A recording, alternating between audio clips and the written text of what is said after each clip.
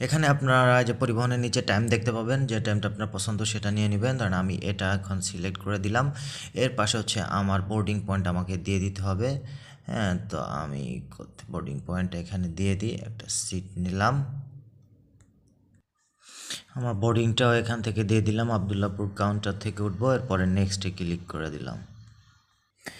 Next দেওয়ার পরে যেদিকে চলে আসলো প্যাসেঞ্জার ইনফরমেশন, যে বুকিং পাওয়ার সেলফ নাকি আদার্স, এগুলো আমার তথ্য তো সব এখানে আছেই। ব্যাস গেলে এখানে মেল না ফিমেল সিলেক্ট করে প্রসিড। এবার এখানে বিস্তারিত তথ্য চলে আসলে এবার আবারও নেক্সট করে দেবো। এখানে আপনি নিচের নামে আসবেন, নেক্সট আপনার তথ্যগুলো সব মিলে নিচের দিকে চলে আসবেন আপনার ভাড়া। তারপরে এখানে আপনি পেমেন্ট করবেন কি দিয়ে, বিকাশ নাকি হলে, যদি বিকাশ হয় তো বিকাশ এখানে সিলেক্ট করে তারপরে যে এখানে আপনার কোনো কুপন থাকলে কোড দিবেন, না হলে এখানে টিক চিহ্ন দিয়ে আপনি এখানে অ্যাপ্লাইতে